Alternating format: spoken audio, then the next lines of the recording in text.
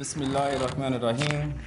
إن الحمد لله نحمده ونستعينه ونستغفره ونعوذ بالله من شرور أنفسنا ومن سيئات أعمالنا. Y'all ain't never heard that, huh?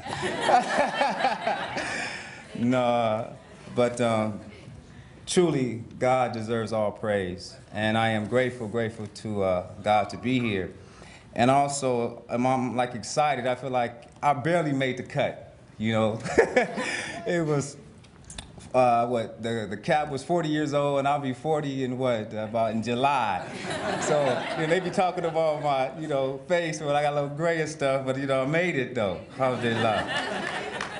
There was a group, and this group overheard the Quran. And when they listened to the Quran, they said, man, that is an amazing recital, ajabat. And when they said that, they said because it leads to what is right. And I say that because right now the conditions, we have many shortages right now in our society, and these shortages are causing collateral damage in the community, so we cannot afford to be in the city and not working together to make the city better. It's just not the time for that. One of the programs the M Foundation has is called Go Beyond the Game. And it's a mentoring program, and it led me to Southwest College to sit down with the patriarch at that particular school, the head coach.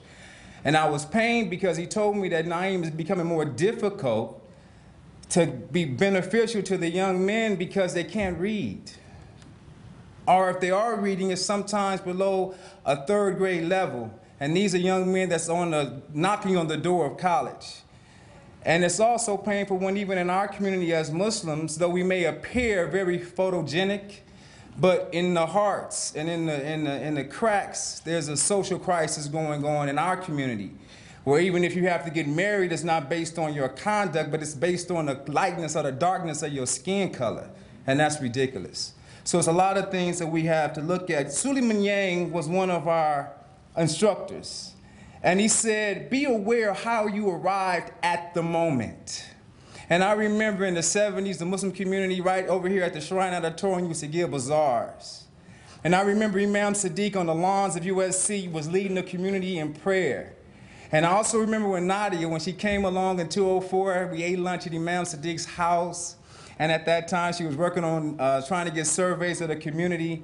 And I'm blessed to be among the list as an individual, but also as the M Foundation of these wonderful organizations to have now a little bit of our ink in the pages of history for contributing to the society at large. So I'm grateful for that. I'm grateful to God. I'm grateful for the M Foundation family. I'm grateful for my family. I'm grateful for AMCLI. I'm grateful to USC, Georgetown, and all the institutional and partners involved. The work we do is hard, it's not easy, and all of you are civil activists in one way. Even if you're not out there paving the pavement, you are activists in some fashion. And the work is hard, and the problem seems too complex for us to handle. But let me tell you, AMCLI is ajaban. It's amazing. And I said it because it came to our rescue. Was nobody else out there to come to our rescue but them? And they came to our rescue, and they did the same thing Prophet Muhammad ﷺ did when he established the city, and he brought people together. He brought us together, and we came together, we roomed together, we began to do things, and as a result of coming together, Keith Ellison is coming to an event, Congressman Keith Ellison is coming to an event in April, but it was because of Sharaf, who works at CARE, got connections I don't have. So he got them there. And I saw Shahid up all night last night helping Ndidi, who has an excellent mentoring program in Chicago, to have her website ready for today. So these are the kind of things that happen. We was a dissembled member body, one hand in New York, one hand in Texas, a leg or a foot in LA, and AMCLI joined us all together. To the point that when one was happy, we all felt happy. But if one of us was agitated, all of us felt agitated, to the point where that heartbeat became very rhythmic. We start swaying and doing our thing, because it became rhythmic. And then as soon as they allow us to get rhythmic, Nadia dropped the bun and started challenging us. What is Islamic civic engagement from an Islamic perspective? Sitting in, like I said, Dr. Yang saying he spent 10 years to learn and study the background of the Christians and the Jews.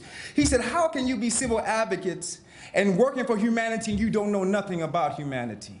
And as we began to go through these challenges, that's when we began to start transforming. And this transformation then led us to realize that, yeah, we do have some power, but our power is not permanent. Only permanent power is God. The closest we can get is to let the virtues of God become our virtues. So I have this for our fellows that y'all about to race home, because I know y'all ready to make me stop talking. Y'all ready to race home. But when you race home, remember this, that we have an obligation to fulfill. We are accountable for the freedoms that we have here. And I want you to not forget, when you are doing this, do not slave for the community and forget to slave for your family. Do not slave for your family and forget to slave a little bit for yourself. And don't slave for yourself and forget that you're a slave of God. Y'all hold me down?